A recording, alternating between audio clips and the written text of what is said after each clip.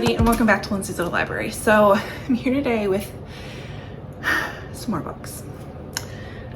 You know, I have no reasons for any of these. It's just I've accumulated some books, so I'm going to share them with you, and we're gonna go from there.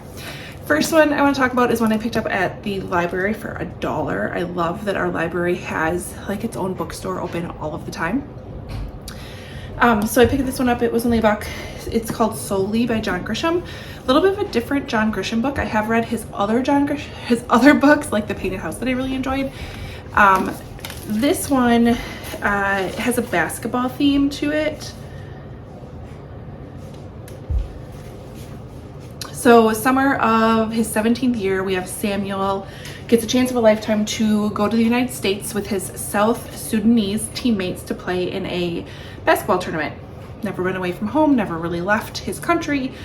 Decides to go because there's a bunch of college scouts that are there, and there's potential for him to kind of get a really cool opportunity. So he leaves. While he's gone, not only does he have an amazing time at this tournament, but he receives news from home that a civil war has broken out in South Sudan. And his father's dead, his sister's missing, and his mother and 2 younger brothers are in a refugee camp. And he's not there. So I thought that sounded like really, really, really interesting. So I picked that one up. Again, only $1. My friend Kelly sent me home with these books. They're all by K.A. Tucker. It is the Simple Wild trilogy, plus I believe this is a little novella that goes with it. So she cannot stop talking about these books. So the simple Wild, Running Wild, Wild at Heart, and Forever Wild. I don't know what order they're in. But again, she can't stop talking about them. She is a big library book user, and she felt the need to buy these, so I'm thinking they must have been pretty good. So she sent them home with me to pick up. Better be soonish. Okay, next pile. I don't even know where all of these came from. Oh, I know. I did a book outlet order. I did. They had a sale, and I had points to use, so I did it. I don't think this came from. No, this didn't come from Book of the Month. Diamond Eye by Kate Quinn. I've been loving some Kate Quinn books. It has a map. It's historical fiction. It's all we really have to talk about, right? Based on the true story. World War II tale of a quiet bookworm who becomes history's deadliest female sniper. I'm all in. Next one I picked a few up from Goodwill. I went to their clearance section, so these were only $2. This one is The Likeness by Tana French. I have not read a Tana French book. I thought for $2, we'll give it a try. Let's see. Oh, it's a follow-up to In the Woods. 6 months after the events of In the Woods. So apparently I have to get In the Woods from the library. And then I have the follow-up. Didn't even know that. This tells you what kind of mode I was in when I was at Goodwill. I also picked this one up for $2. All Her Little Secrets by Wanda Morris. Twisty mystery about a black lawyer who gets caught in a dangerous conspiracy after the sudden death of her boss. Sounds interesting to me. I'll take it. Oh, I picked this up off of Book Outlet. I'll send this to my niece and nephew. It's like one of those scratch off ones. It's only $1. All right. Next one, I think these are all Book Outlet books. So I have Meet Me in Paradise by Libby Hubsher. Marin Cole has never seen the ocean, climbed a mountain, or taken a risk at love, but if her sister's plans work, she just might do all 3. So yeah, that caught me. The cover caught me. I'm thinking contemporary romance. It sounded fantastic. This one, the cover got me. It's Hideout by Watt Key. 2 boys with too many secrets. It is a riveting tale of friendship, danger, and mystery in the bayou. 12-year-old Sam's been given a fishing boat by his father, but he hates fishing. Instead, he uses the boat to disappear for hours at a time, exploring the forbidden swamp surrounding his bayou home and searching for a dead body that is rumored to be somewhere in the wilderness. Then he discovers a lone boy named Davy mysteriously repairing an abandoned shack deep in the woods. Suspicious of the boy's evasive explanation as to why he's by himself, Sam soon becomes entangled in his own efforts to help Davy. But this leads him to telling small lies that only get bigger, and the danger increases for both boys, and hidden truths become harder to conceal. So that one caught my eye.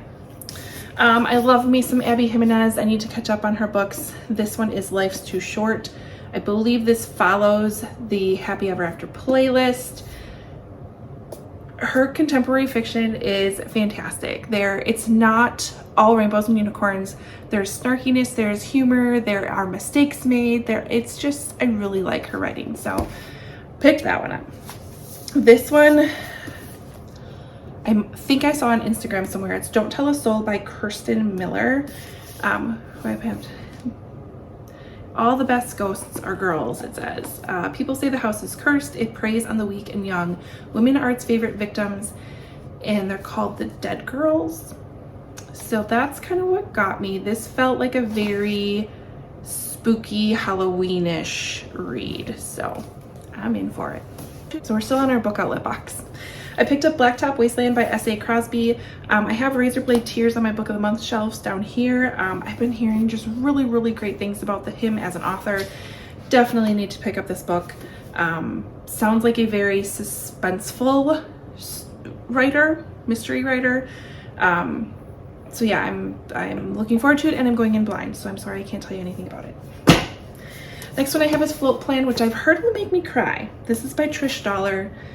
We have, since the loss of her fiance, Anna has been shipwrecked by grief until a reminder goes off about a trip they were supposed to take together.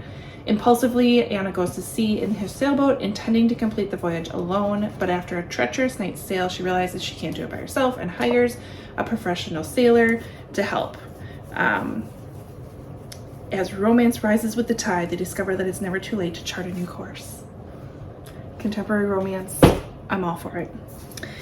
Another one, Lockdown in London on London Lane by Beth Rickles. Nowhere else to go, so it looks like for inhabitants of a quaint apartment block, a simple slip of paper underneath each of their doors is about to change their lives in 100 different ways.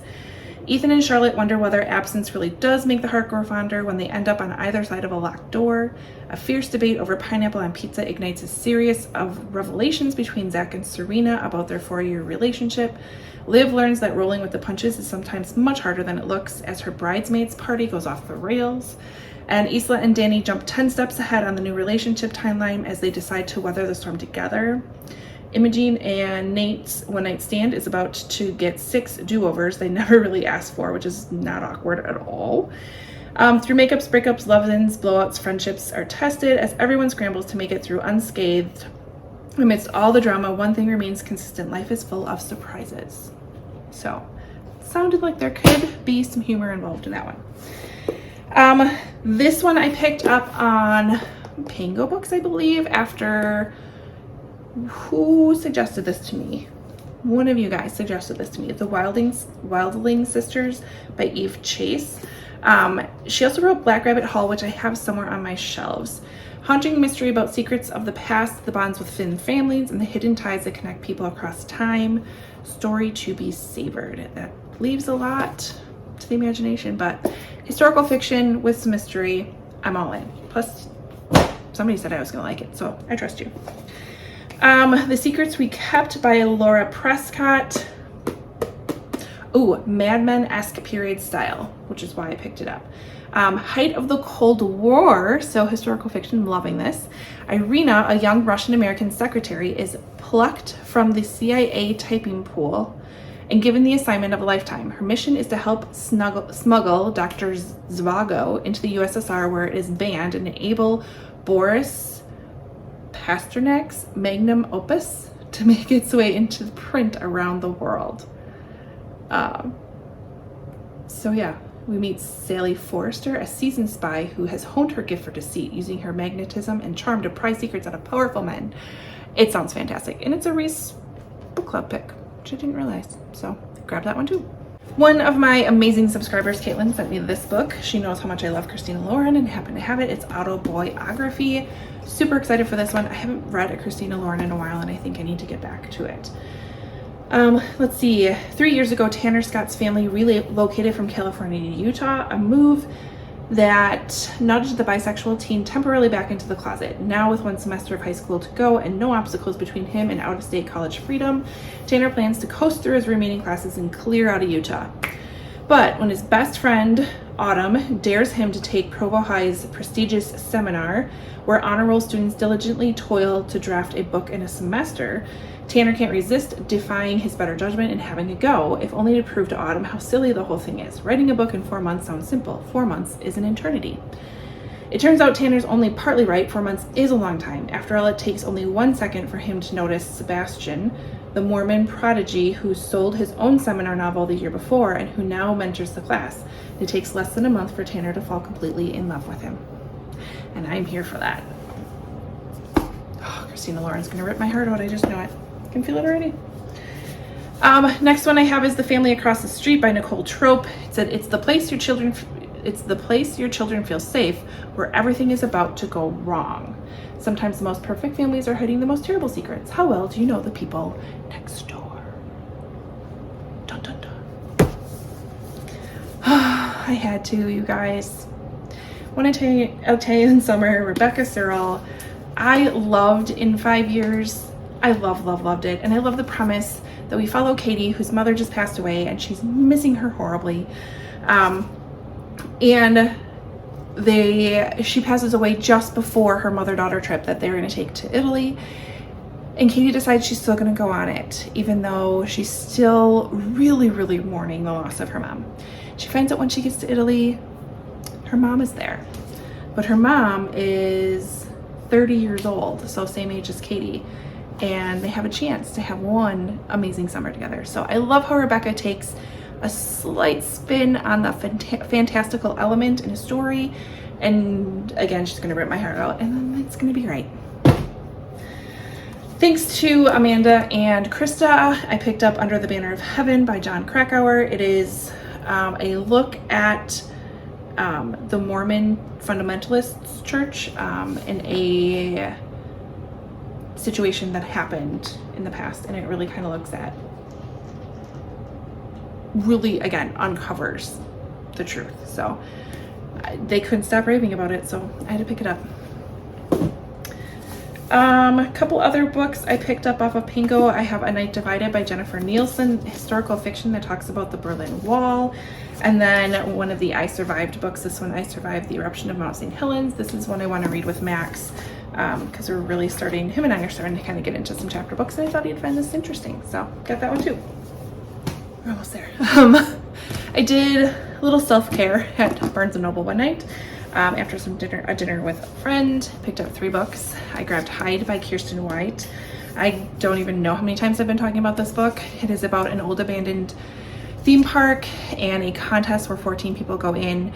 They need to hide and not get caught, and whoever lasts there for 7 days wins. I am happy to say I already read this book, and it's fantastic. Fantastic. So I'll talk more about that in my wrap up.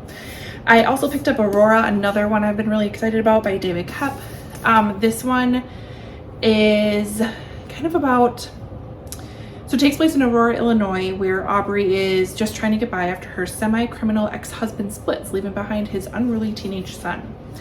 The lights go out not just in Aurora, but across the globe. A solar storm has knocked out the power almost everywhere, and all problems are local, very local, and she has to assume the role of fierce protector of her suburban neighborhood. Sounds really dystopian and interesting, and I'm in for it. I also picked up The Island. This is by Adrienne McKinty. Also wrote The Chain, which I have on my shelf, which I want to get to, but I've heard it's just really messed up, and I'm again really here for it. After moving from a small country town to Seattle, Heather marries Tom, a widowed doctor with a young son and teenage daughter. A working vacation overseas seems like the perfect way to bring the new family together, but once they're deep in the Australian outback, the jet-lagged and exhausted kids are so over their new mom. When they discover a remote island off limits to outside visitors, the family talk their way onto the ferry, taking a chance on an adventure far from the reach of their iPhones and Instagram. But as soon as they set foot on the island, which is run by a tightly knit clan of locals, everything feels wrong. Shocking accident propels the Baxters from an unsettling situation into an absolute nightmare. So, kind of into the messed up stuff lately. So I picked those up.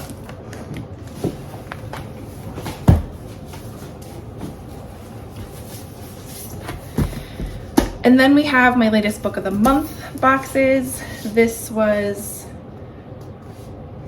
July's, this was June's. I just had to think about that for a second. I grabbed The Change by Kirsten Miller, which, did I not just say a book by her? We do. We have Don't Tell a Soul, Kirsten Miller. The Change, Kirsten Miller. Huh. Didn't even know I did that. Apparently I'm gonna like her books. I don't know. So this is a kind of interesting take on women going through menopause. So basically, as they go through the change, they get some sort of special superpower that they get to use. I've heard mixed things on it. I heard it's a little longer than it needs to be, but you know, I got it, so I'm still gonna check it out because it did sound really interesting. So, and then I picked up The Wedding Dress Sewing Circle by Jennifer Ryan. Historical fiction. 3 women lift the spirits of homefront brides in wartime Britain when clothes rationing leaves wedding dresses scarce in this heartwarming novel based on true events. So it looks like it's multiple perspectives, historical fiction. I'm here for it. Then my latest ones is The Bodyguard by Catherine Center. I have been loving her books. I've read a few of them. So this one follows Hannah Brooks. Looks more like a kindergarten teacher than somebody who could kill you with corkscrew or a ballpoint pen. But she is an executive protection agent, aka a bodyguard. And she just got hired to protect superstar actor Jack Stapleton after his middle-aged corgi breeding stalker. Interesting. So I'm sure there's going to be some angst.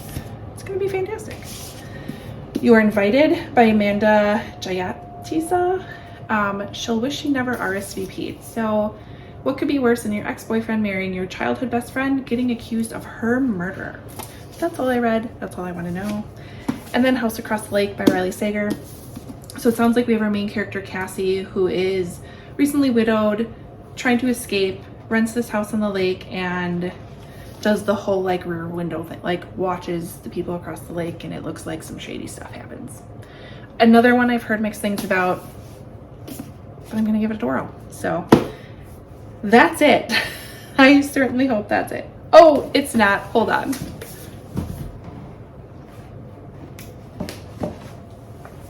Forgot about the other random book I picked up at a rummage sale around the corner from my house. Ghost Stories of the Rocky Mountains by Barbara Smith. It was $1.25.